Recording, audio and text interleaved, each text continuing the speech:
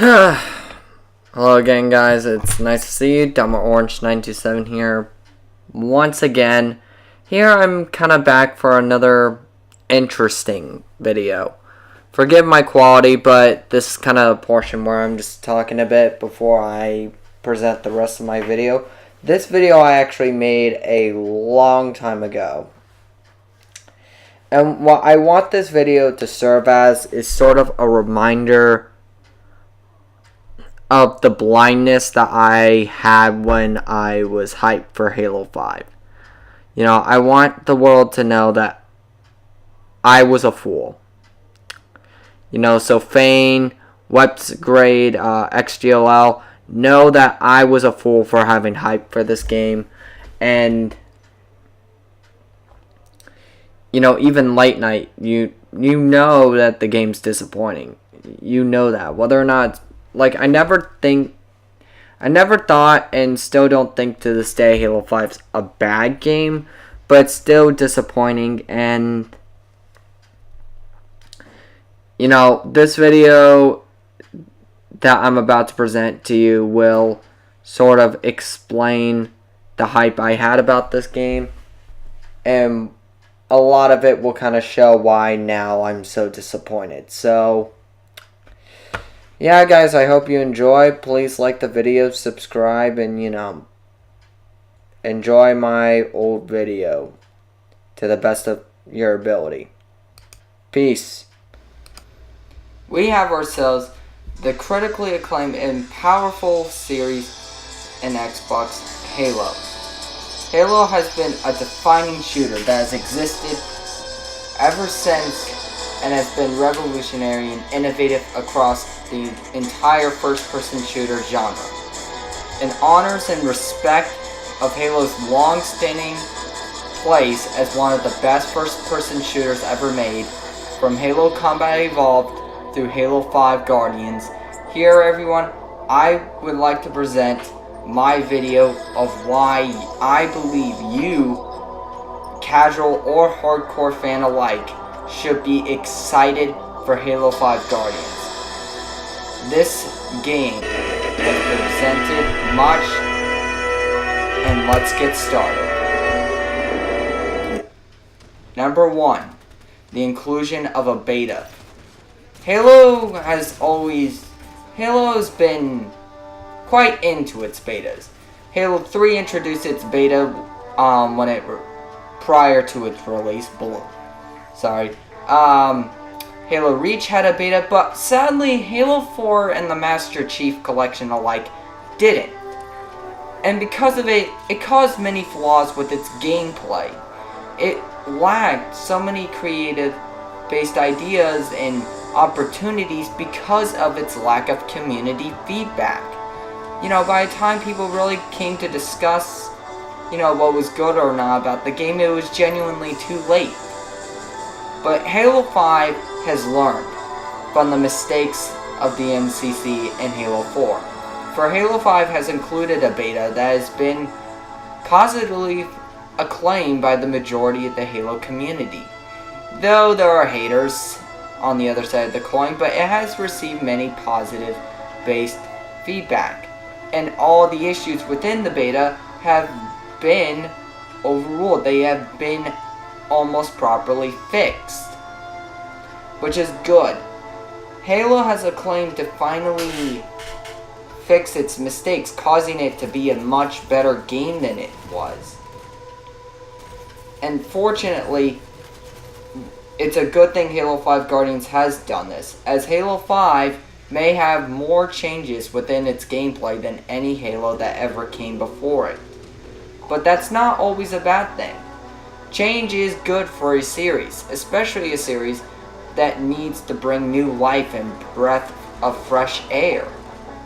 But the problem with games such as Halo 4 is that the change was ruining what Halo was. Halo 5 is being sure not to ruin Halo's original gameplay, but at the same time adding new and powerful ideas to it. Next up, we have smooth frame rate. Halo has always been a 30 FPS game, But now with the power of Xbox One, Halo will be upgraded to 60 frames per second, meaning we are going to have better quality, faster gameplay, and overall running at both 60 frames per second and 1080p, Halo 5 will be one of the best looking and smooth playing games launches on Xbox. And thanks to this power, now Halo is more fast-paced and smooth than ever. Now, however, while this does cause the cost of no more split screen, fortunately 343 has a claim that it has not been an easy decision to make, and this is leading many people to believe that they will try to find a way to bring it back in a later title. And as well as thanks to this smooth block. Sorry guys, I'm having a brain fart.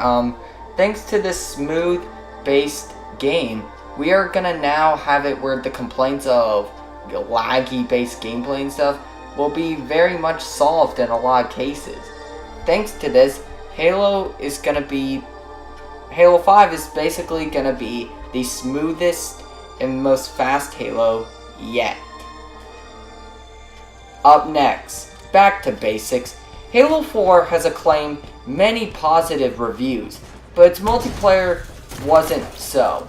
The main complaint with Halo 4's multiplayer was basically of how overly complex it was with its gameplay. There were too many variables that didn't fit into what Halo was at its core, which was a competitive arena shooter that basically rewarded the good players by allowing the knowledge of the map and coordination with your teammates to be the ultimate key in success. But the problem was Halo 4 allowed you to spawn in with the best weapons, such as the long-range DMR or your own bolt shot, which was basically a pocket shotgun. And basically because of that, it made many of the weapons unused or nearly useless. But Halo 5 is dropping all that nonsense. For now on, there's no more of that nonsense with loadouts, and not to mention that you basically had in Halo 4 all of the good weapons you needed, and any power weapons you needed you could call in from the sky. Well, Halo 5 won't be doing any more of that nonsense. Now it's returning to the classic based arena style of gameplay that Halo was so known for. And thanks to this, Halo 5 is finally gonna be able to be a very powerful shooter in terms of the market because of this new arena-based combat. It's a very fresh idea compared to the shooters of these days. Next up, you see the Spartan, be the Spartan. You are the Spartan. Now Halo has added new sets of abilities.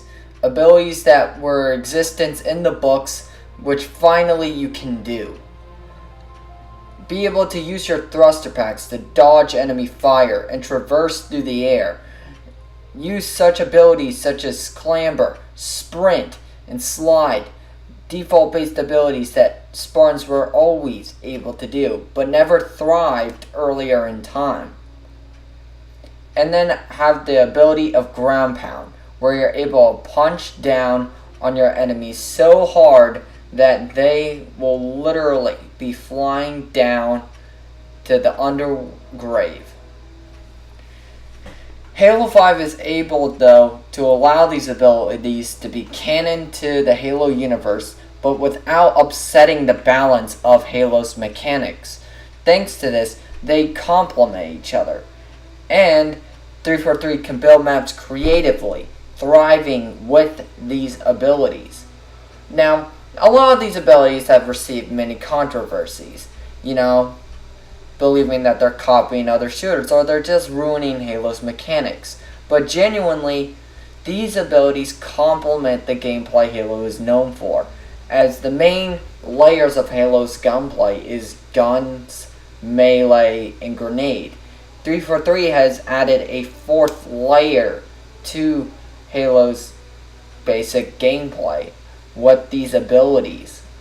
And thanks to that, it's finally allowing different things to come. Not just that, but the abilities that already existed in Halo are now balanced. Sprint has it where your shield can't recharge, so it's no longer a get out of jail free card. And Smart Scope, while a very controversial subject, believing it's nothing more but an ADS space, while it may be true that it looks like an ADS, it's very much not, as there is no penalty to hip fire.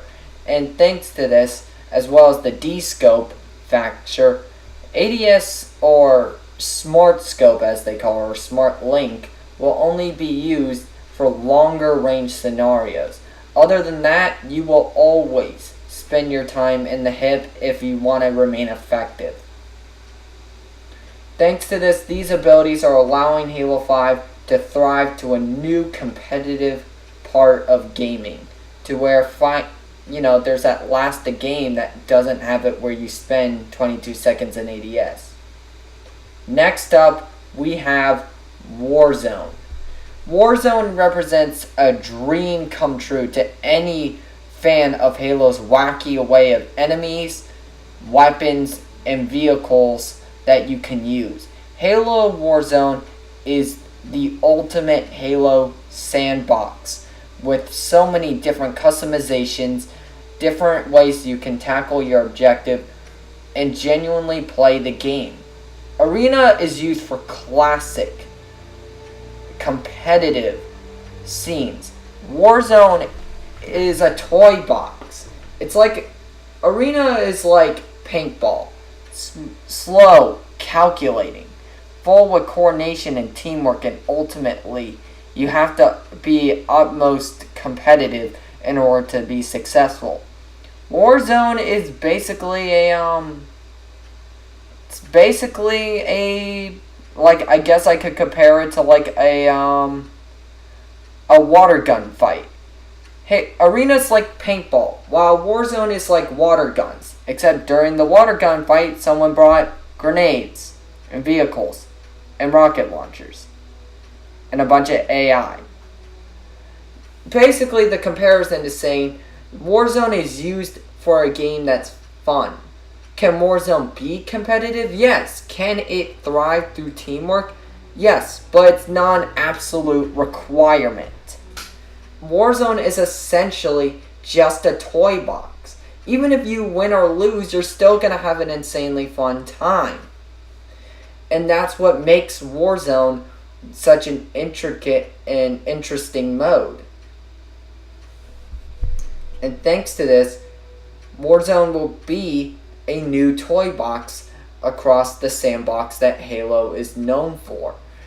Thanks to this will thrive to be one of the best modes Halo has ever made so far.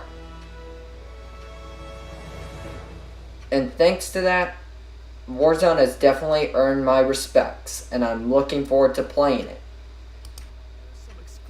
Last but not least, we have a campaign that is going to be open and full with variety. Halo 4 was acclaimed to have a great campaign by terms of its story and narrative and somewhat of its new enemy type. But the problem with Halo 4 is that it was too much of a linear game. It had it where there weren't many routes you could take in order to tackle your objective. It wasn't as dynamic, and also it had many QuickTime events and scripted events. Halo 5 is trying to make sure that it returns to a more open design. And thanks to this, it is now going to be able to return to a more classic route for Halo. To back things up, Halo's soundtrack composer from Halo 4 will not be returning, thankfully. Because Halo 4's music, while good, it didn't feel like Halo music, ultimately. Halo 5's new composer, Komuchi Noaches, at least that's what I believe his name is, Um, he is going to be composing the Halo 5 soundtrack, and he is known for some of the fan favorite songs known as 117 from Halo 4. And thanks to this, he seems as a worthy composer who's going to take Halo more back to its classical music. To back things up, with Halo's campaign, it's going to be focusing really well thanks to its non-linear design. There's going to be many routes you can take, many different approaches, and 343 has claimed that Halo 5 will be the biggest Halo game to date by terms of its pure size and scale. Thanks to this, Halo 5 is gonna allow so many tackle objectives and different routes to complete. It will return to being a really powerful Halo game by terms of its size. And thanks to this, Halo's campaigns are going to be memorable again. Very much, Halo 4 was claimed not to have bad levels, but none that were very memorable by the standpoint.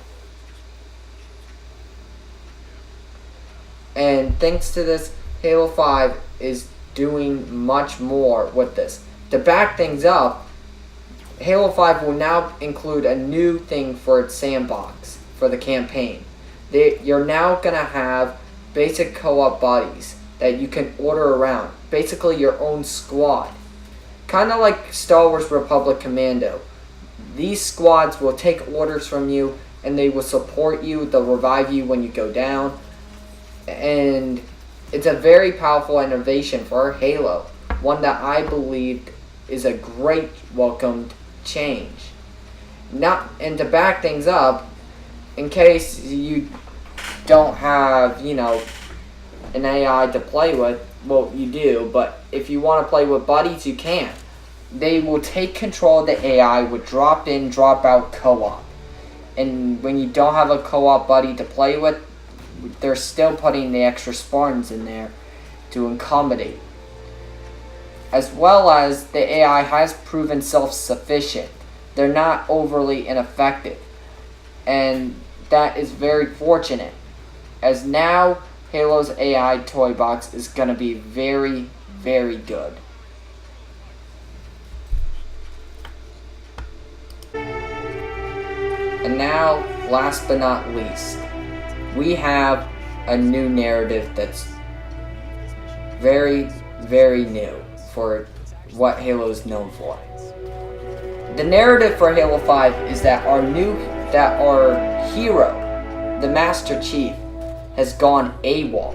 He has left the UNSC. We don't know why. We don't know what his reasonings are. We don't even know necessarily what caused him to leave. But it's caused many, many results. Oni has faked his death. And now they've sent Fireteam Osiris, another playable team, with you playing as Halo's new protagonist, Spartan Locke. And now, thanks to this, they are basically gonna have you hunting your main hero. You are now fighting this conflict on two fronts, different ideals. You're gonna have two sides of a story that's gonna make things far more interesting, far more creative. And this is very fortunate upon Halo. Halo has always been a game that, while very good with its story narrative, I wish it went a route that Halo 2 did, where, you have multiple characters on front, multiple ways to tell this story and universe. But Halo 5 is following that. Halo 5 is allowing you to play through these multiple perspectives, not just as Chief and Locke, but ultimately on co-op you play through the perspectives of many fan favorites such as Kelly, Linda, Fred, and Blue Team. While in Osiris you get to play the returning character of Buck, Tanaka from the Escalation comics, and Vale, who is known for her ability to really basically speak St. Haley based languages and cultures. All of this allows the story to be told under these different eyes and different views, meaning one playthrough of this game with its non-linear approach and its different story-based gameplay, depending on which character you play as, will make Halo 5's campaign have more replayability than ever before. This, combined with its stellar multiplayer, return of competitive-based scenery, and, most importantly, a new array of toys to play with and new modes and abilities like never before.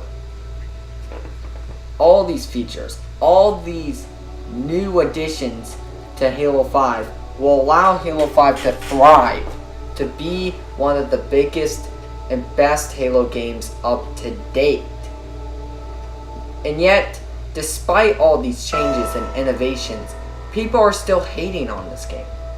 There are still people in denial that Halo 5 is gonna be a good game. There are still people in denial that there are some people that just want to hate.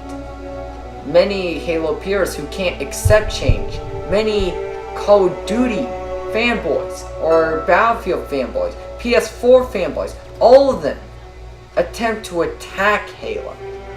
But we, as true Halo fans, must stand by this game. For not only is it changing to evolution, not only is it changing for Halo to evolve, it's continuing on, it's growing up, but it's not forgetting where it came from.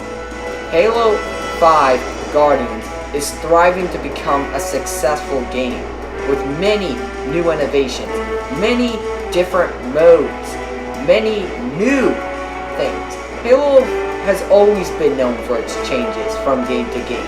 Every fan can name its changes, but Halo 5 is no exception. In fact, Halo 5 may have more changes than any Halo game before it, and that's not necessarily a bad thing. We, as fans, need to let this game be successful. Halo 5 can be as successful as Halo 2 and 3, but only if we allow it to be. I stand by here, and I believe we're just getting started. This is Dumble Orange 927, and I'll see you next time.